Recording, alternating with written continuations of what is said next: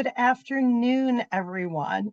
Welcome to our new initiative with the goal of highlighting our member programs and their amazing staff.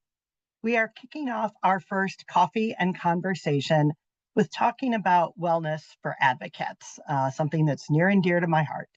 We'll be sharing wellness practices focusing on self-care, vicarious trauma, and resilience from our member organizations. As we get started, we invite you to share our live feed, joining the chat if you are joining us on Zoom and via our Facebook Live.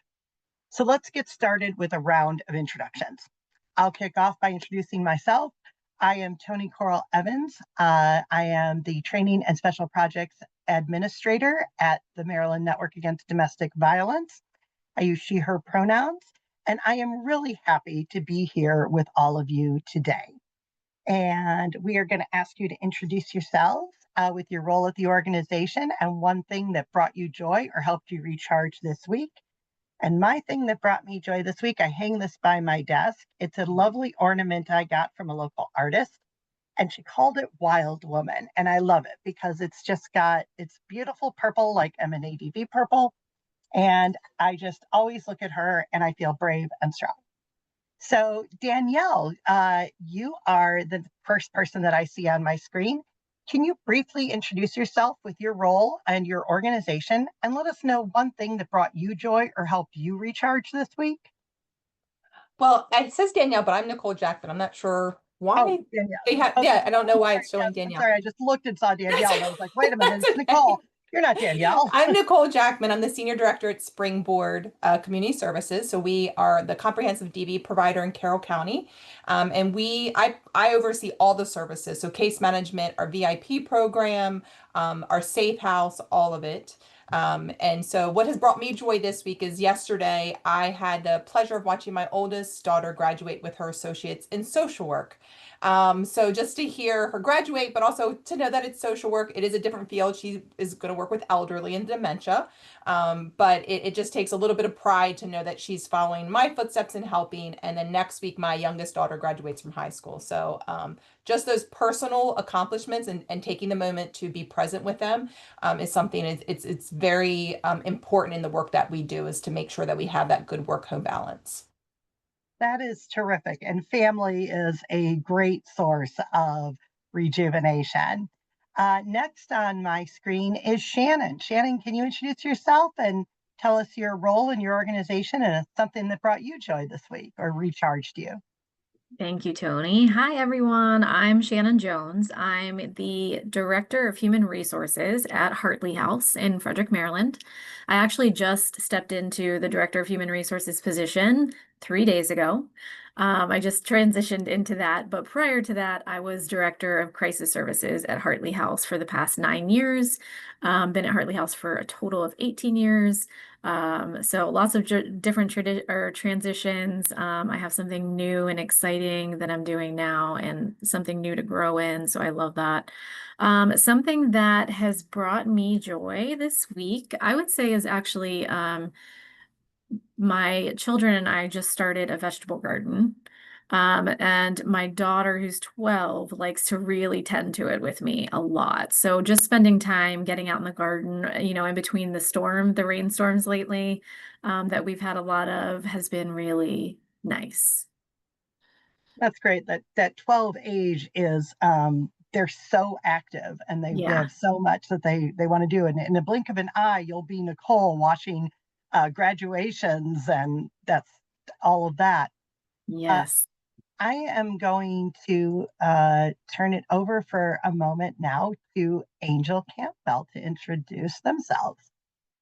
So, my name is Angel Campbell. I use they, she pronouns, and I am the Senior Training Technical Assistant Specialist and Lab Coordinator with the Maryland Network Against Domestic Violence.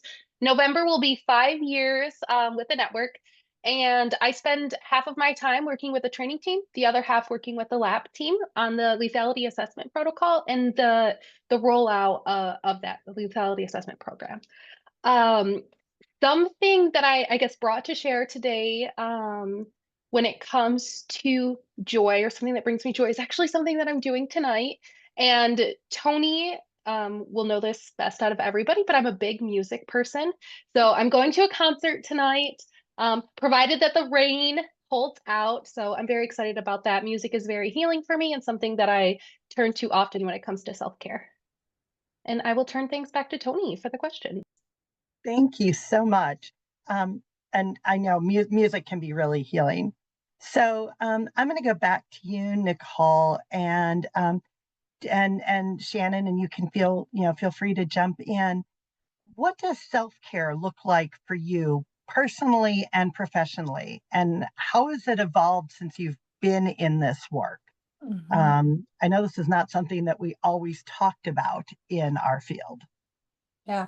I mean, so I've been in the field for over 20 years, and it definitely looks different. You get a better balance as you mature and realize priorities and not get so anxious about if you're doing your job right.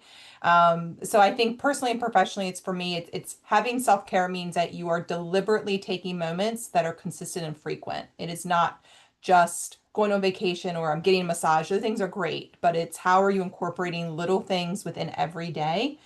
So for me as a supervisor and as a director, it's really important that I, one, really support my staff in doing that. So, here we definitely take time to enjoy moments together, professionally and personally. So it's celebrating their wins, both professionally and personally. And for me, it really is just about that deliberateness, not just myself, but as a supervisor, making sure it is a point of conversation and supervision, making sure it's an activity built into team meetings, that it just has to be a deliberate practice in order for it to instill into a habit. Oh, that's great. How about you, Shannon? What does it look like for you and how has it evolved for you? So I think for me it looks different every day. It depends on the day, what the day brings, how much time I have to dedicate to self-care. I do tend to regularly gravitate towards nature and physical activity as my self-care, but I don't always have time for that. So just like Nicole was saying, there's also, my go-tos like 3-minute breathing activities, just little things that I can fit in here and there. Sometimes it's something big, sometimes it's something little. It really depends on the day, but I think it's important to acknowledge the fact that it does look different all the time. It's kind of ever evolving. It's always going to be different for us. We're always going to learn new things. There may be a season in life that one specific self-care works for us, and the next season it doesn't work at all. So I think just being open to that change, and adjusting when we need to. And I think that that's really important is the being open to change and adjusting. We're not, it can be really hard because I think we have to pivot a lot in our jobs. We always have to be adaptable and flexible. And so taking that into our self-care can be hard and challenging. But I think you both said something that's important, which is the habitual, right? That yes, massages are great, vacations are great, those are all great things. But small little things that cost nothing and are habitual and that you can do every day can be the core of self-care. Breathing exercises, taking a walk in nature when you have the chance and the opportunity, just appreciating a colleague, and sharing in their joy. So that's really great. The Angel, anything that you wanted to add before we move on? I would agree with everything that I said. Like, I love the focus on, when we think about self-care, so often we think about having to spend money on things or, even maybe like leaving your house to do things. And you really can be intentional. Self-care can be 3 minutes long. Something we do during our comprehensive training is having 5-minute stretch videos between our break for people who want to engage in that. And it really can be just that short, but allowing yourself that time to be intentional and give yourself that care that you deserve. This work we do is heavy. Yeah, I'm a fan. I've even found the 1 and 2 minute stretch videos that I can do anytime sitting at my desk. And I'm also a fan of YouTube videos that just short little videos that make you smile because sometimes you just need a smile. So, Shannon, I'm curious for your staff, how does the organization support staff wellness and or help address vicarious trauma among advocates? So I'd say probably most importantly, we talk about it. We talk about it often, and we do that intentionally, so there's no stigma behind it, and also so that staff know the steps to take when they do experience it. Vicarious trauma is something that everyone will experience in this field, right? If you're doing direct client work, you will experience vicarious trauma. So it's not really if, it's when. So making sure that they feel prepared and ready when that does happen is going to make it much easier for them to walk through that process and heal from it faster. Um, so we talk about it a lot. We also do regular check-ins with all staff members. We encourage healthy habits.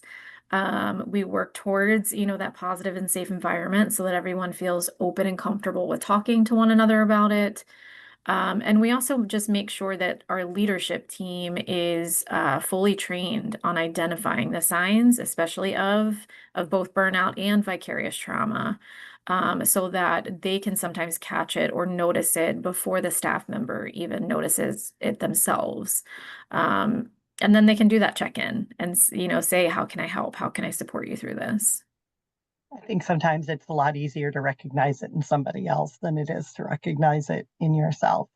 Absolutely. Nicole, how about you? What are you doing over at Springboard? Yeah. So I think for us, because we are a large organization, we serve Central Maryland, have different offices. So it really does come from the top. Our executive leadership team has really made it a point to make sure everyone has access. They did a mindfulness Friday a few months back, and they videotaped those, and it was a virtual training that they could go on or not, and people can access it. So there's always a training or something that you can always attend. And in our office, we're really mindful of checking in, as Shannon said, those check-in deliberate points of supervision of let's talk about that call, especially if we know as supervisors someone's triggering points and hey, this might have connected a little bit deeper. Let's kind of take a step back. Let's see how you're doing. But also just seeing what they're interested in and what wellness means to them is really important. So, some of the things that we've done is we have a lot of gardeners and people that like succulents here. So we did like I had extra money from some funds, and I was able to create a little potting station where, hey, we're going to go and you're going to have, I have tons of plants in my office, and it's, hey, you need that 5 minutes, go pot a plant, go dig in the dirt. We're very fortunate with a beautiful courtyard here at our office that they can go and relax. We have a walking step pad, like a treadmill that they can do their work on. Just incorporating those little things because they've identified that physical element is so important in their wellness. So us as supervisors and as leadership, recognizing what our staff actually are asking for and not guessing, like we need to ask what is going to be helpful to you.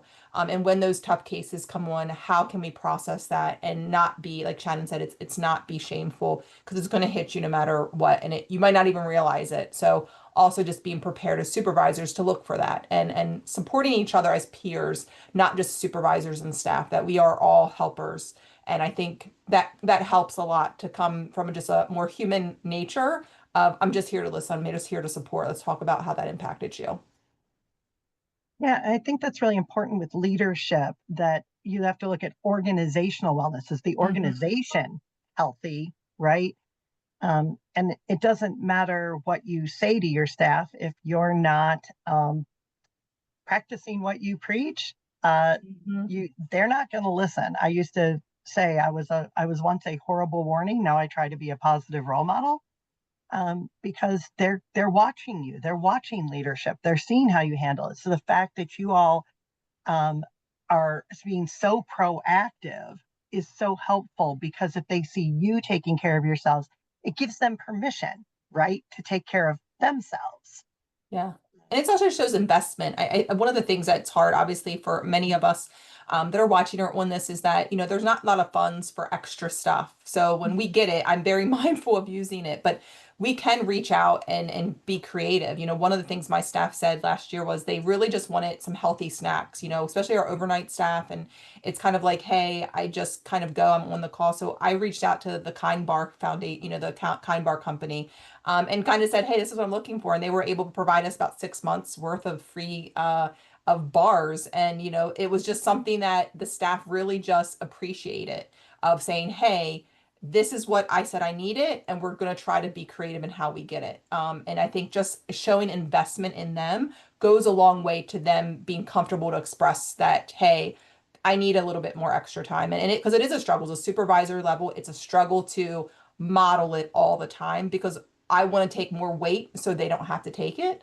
Mhm. But it's a struggle that we all have to probably get better at every day. Yeah, I think it's a learning process. It's ongoing. Yes. It's not a checkbox. Like I check this, I'm done. I understand. I do self care. It's like no, Right. you have to be constantly checking. So thinking about that, what signs do you look for in yourself or in others that someone may need support or may need some rest? Hmm. What are some of those maybe red flags that you see or just warning signs? Yeah. I think it starts for us. I think it starts getting to know our staff, because we have to know what a change of behavior might look like. So it's really important. Obviously, I'm not the direct, my Safe House program manager does a wonderful job of really knowing her staff. So if someone is, just seems a little off, maybe they're calling out a little bit more, or maybe they come in, they're distracted more, just knowing them first and understanding what their baseline is, basically, and saying, hey, something just seems a little off. And it could just be they're calling out more. It could just be they're just disengaged or they're more distracted. Or they're more emotional. And I think it's just kind of looking and getting to know them. It's hard when you're on like a bird's eye view of saying, well, how are they affected? So having that really direct supervisor, getting to know those staff members and saying, hey, I'm noticing something, and not being afraid to kind of go and ask a question. But also having a culture where peers can say, hey, I'm noticing something about, Susie over there. Something just seems a little bit off. You might want to talk to her. Being able to have the conversations as peers and supervisors is really important. But I think what we would be looking for is obviously we review calls and we can see what's coming through the hotline in the Safe House, and just being really mindful of those really complex cases, or the ones that kind of stand out, like this is maybe something that we haven't heard about, or Mhm. especially for newer staff and it's your first one where you have someone who's actively, right there, the abuser's right there, they're trying to flee, it's you can tell it's unsafe, and that's very jarring for the first time. So knowing and being aware that, hey, we need to check in, this is a case that they probably haven't had before, so let's check in to see how they were able to manage that afterwards. Thank you, Nicole. And I think that, saying you have to know their baseline in order to know when something's changed. So if you Mhm. don't know your employees, how are you possibly going to know that something's changed if you don't know that baseline? I think Right. that's great. That is a really important piece that people might miss. Shannon, how about you? Things that may, you may look for that will tell you, this person might be struggling a little bit. I was actually going to say the same thing, in the fact that, just looking for those changes in like typical mood. But like Nicole said, you have to know their typical mood to know what change is actually occurring. So really being familiar with your staff, really building that rapport with them enough to know, okay, something's off, something's different. Looking for if they're having trouble focusing. That's one that I often see in my staff, is if they're not actually able to, because most of the time, us being natural helpers in this profession, you come to work and you show up, right? Like our staff show up. And if they're having trouble focusing on the work that we know that they all love doing every day, then something's not going on. Something's going on, something's not right. Or they may have, a smaller amount of patience than what they normally would have, and they react in a much bigger way than they ordinarily do. Or they just have a reaction where you're like, oh, that's not really a normal reaction to this conversation. And then you can question it a little bit more and dive into it a little bit deeper. Yeah, I think that, yeah, again, I really appreciate the concept of knowing your staff and that they're human beings and knowing them as individuals and how important that is. So Shannon, can you share a wellness strategy or a resource, either individual or collective, maybe that's been helpful to you or your team? Yeah, so what I'm going to share actually is going to seem so easy, because really it is talk about it all the time. Intentionally make time to talk about it. My team knows that at the end of every team meeting, we talk about self-care. At the end of every one-on-one supervision, we talk about self-care. We share new ideas with one another constantly. We have a self-care board in our office space. We have Mindfulness Mondays where we send out emails. So we're talking about it all the time, and we're intentionally trying to keep it at the forefront of their minds. So it really empowers them to prioritize that well-being. Can you share a little bit about that self-care board? What is that? Yeah, so one of our hotline staff members created this board for the hotline staff team. She kind of collected everybody's different ideas, unique to them, and just kind of placed it all on this board. And she'll do it every once in a while. Well, she'll send out a new survey and say, "Hey, what are some new things you're doing?" She'll take down those items, put up some new ideas, and so it's just a new way to like keep, reinforcing the idea and also just making sure we're not just putting it up on the board and leaving it there and not doing anything else with it. We're consistently updating it and adding more to it. And people are excited at the beginning of the month when she puts up new ideas. They go to that board and they look at it to see, hey, what can I try now? So it's a really cool thing. That is a really cool thing. I love that. Nicole, how about you? I mean, you've already shared some great things, listening to your staff and getting, healthy snacks. My gosh, how wonderful. Any other strategies or resources that you have been helpful for you or your team up there at Springboard? Yeah, I think it's the diversity of responsibilities, and maybe not every agency has the ability to do this, but when you are a safe house worker or even my DV case manager, you are seeing it might be different, but it's the same thing. You're seeing victim after victim after victim, survivor after survivor, and you're in the grind, you're in the grind. And if that's your only job, you can get burned out pretty quickly. So we really do like to have diversity in their responsibilities. So even our safe house workers, I have a safe house worker who does audits, and she loves doing audits in the clinical, looking at all the, checks and balances. I have one that really, I have two actually that took a food program initiative and developed our food program now, our pantry. So giving them responsibilities outside of just what their direct responsibility is. Outreach event is a huge thing. We're really big with outreach events. So really calling for our safe house staff to be a part of that because it connects them to other populations other than who they're serving day in and day out. And you see them just feel rejuvenated and just kind of more connected to our agency and the community versus sometimes if you're just taking these calls and you're only working with the safe house survivors, it just gets in this sometimes the hope is dimmed out a little bit if you're not seeing some of the good that's coming from it. So really just diversifying their responsibilities to find out what they're passionate about and say, how can I use that as a benefit to our organization and the community? And it really has worked well. I mean, some of our staff really have taken on initiatives and you can just see it just brighten them and they just have more job satisfaction and just really more invested in, and that really does promote mental wellness. Yeah, I love that idea because I think all too often people can get stuck in that rut and Mhm. then they can get burned out and they don't have anything that's a break from that constant Great. of being in crisis, right? And you kind of answered my next question a little bit, which is how do you balance urgency and sustainability Mhm. in your work, especially in times of burnout and crisis. And we've been through a lot of crisis. I mean, we went through COVID, and we know how devastating that was Yeah. for shelter staff. People recognized a lot of other people who were first responders and frontline workers who never stopped working, and people really didn't recognize the fact that we were seeing increases in numbers of cases, increases in severity of cases, and we never shut down, right? The Yeah. shelter workers Right. never stopped coming to work. Yeah. So how do you, balance that urgency and sustainability with your staff, especially in those hard times? Yeah, I think that's a difficult one because I've worked in other residential programs and I think residential safe house, the crisis work that we do, it's a hard spot to fill. You get people who are coming right out of college with not a lot of lived experience, or you're getting people with lived experience that might be triggered. And so it's a fine balance. And I think that really is where supervisors and managers come in to say, how am I guiding them? How am I training them? How am I setting the expectation of what is urgent and what is not? And then when things are, urgent and there's a lot going on, we have to step in as supervisors and directors and managers to say, we got to bear some of this weight. Oftentimes people want to say that's really, that's their job. They're the direct, but that's really not it. It's a really a community. So it's really for me, I see it as sustainability is that we are setting the expectations. We need to be clear as managers on what is urgent, what is not, who's here to support you, what are your go-tos.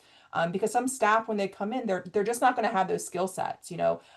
We have all of our case managers, safe house, as many as we can get through your victim advocate training program, and that's always been helpful, to give them that really strong foundation of education working with this population. And then it comes to, hey, when you're in this role with our agency, what does it look like when there's urgent matters, and what are we doing just to maintain? So I think it's a lot of what we've already talked about, but I think the expectation really does come from the top, and being able to step in as a provider, if need to. I've been here overnights. I've answered hotline calls. Hopefully all managers have, because if you haven't, then you're not supporting your staff. We have to be able to do the work too. Yeah, I think that's really important. And I think this, combined with what you said earlier about giving them other tasks, especially since a lot of people it may be a first job out of college type of thing, or their first job in the field. It's also giving them professional development at the same Yes. time in other realms. And I think people really appreciate that. How about you, Shannon? Balancing that urgency and sustainability in your work, especially in times of burnout and crisis. What do you do up at Hartley House? Well, I think one thing that I really have learned to do is really prioritizing what's time sensitive. But additionally, and I'm probably even more importantly, it's recognizing that that staff in different positions with different responsibilities may identify something as time sensitive that I don't necessarily see as time sensitive, or vice versa. And I think we really have to be mindful of that with one another, and take that time to explain, hey, this is what I have going on right now. And I just need, let's touch base on that at this time, or explain why you have to prioritize one thing over the other. Especially when you're in crisis response, it's constant, right? There's constantly things that are coming up, constantly fires that you have to put out, and you have to learn how to prioritize. And it's unfortunate because we're dealing with humans, right? And we don't want to say this is more important than this, but we have to do that in order to actually meet the needs of all of our clients and all of our staff. So just having those conversations around what's seen as a priority and what's not, and even helping them to understand what's seen, why it's important, and why it's a priority or it's not. I would also say just giving ourselves the grace to know and respect my boundaries and my limitations, and then modeling that for others, helping them to know, here's your boundary, here's your limitation, I'm going to respect that. And I want you to respect mine as well. And, just knowing that you guys are going to give each other the grace that you need when you need it. Even though there's still hard work to be done, sometimes we have to give each other that grace to say, hey, I'm going to take a time out for a little bit. I think giving grace is something that can be so important for people, and to give grace to ourselves as well. And like hearing this through both of you, through all of this, and also communication, the importance of really good, solid communication that goes both ways. It's not just top down. You're talking about soliciting requests and information from the people that you're supervising or managing so that you're getting that. So I'm going to start with you here, Shannon, because you just said boundaries, and this was my next question. If you had, you want to tell a new advocate, what would you tell them about maintaining wellness and boundaries in this field after, from your perspective, with your experience? So I would start with just basically saying, which I do this often with new staff, is I say it's necessary. It's necessary to sustain and be successful in this work. Without wellness, without boundaries, without self-care, you're gonna be unsuccessful, because you can't sustain the work. It's too hard. It's really hard. So I would also encourage them to create, those boundaries, create a self-care plan for themselves before they get burnt out. So work on it immediately, start it immediately. Even when you're feeling great and you feel like I've got this, I'm doing wonderful, it doesn't matter. Incorporate that self-care plan into place now. And then when it gets hard, when things get hard, you start to feel like you're getting burnt out, it's going to be a whole lot easier to continue that self-care and get to a better place. Oh, you're muted, Tony. Sorry, I clicked it, didn't unmute. Um, so I really appreciate that because boundaries, I think, are something that we talk about, but they're like this ethereal thing that is out there, and we don't talk about what they are and how to set them and how to maintain them. So, for you, Nicole, what do you tell a new advocate about maintaining wellness and boundaries in this field? Yeah, I think it's a lot of what Shannon said. I think it's about being okay to be uncomfortable. A lot of what we find are that, like I said, we have a lot of new advocates that first, low lived experience, first job, and we have a lot of interns and they kind of transition to maybe to our safe house staff or a case manager. So that's good that they get that experience first. Or we have lots that have lived experience that are survivors themselves. And I think it's just a conversation that we have up front of that there's going to be times where you're going to be uncomfortable. And we have to be okay with talking about that, because to set boundaries when you have someone who's in such need is difficult to do, especially if you're not comfortable with that. It's very difficult to have someone set boundaries when you see the hurt and you see the pain and you're just like, I just want to help them in any way. But that we understand that and that's what we want to do. But professionally, there's structure that has to happen and there's benefits. And so we really go back to having conversations about our goal. Our goal is to keep them safe and get them self-sufficient. They cannot be self-sufficient if we are doing everything for them, if we are skewing boundaries, if we are just, so helpful, which we want to be. So I think there's a learning curve to a lot of people who think I just need to help. But really you're hurting because these are, individuals who haven't had the ability to be self-sufficient and we want to empower them, not take it away. So it's a lot of conversations about what does enabling look like? How do you set boundaries? And it's okay to be uncomfortable and using us as experienced advocates to have those conversations and see what it looks like so you can practice it.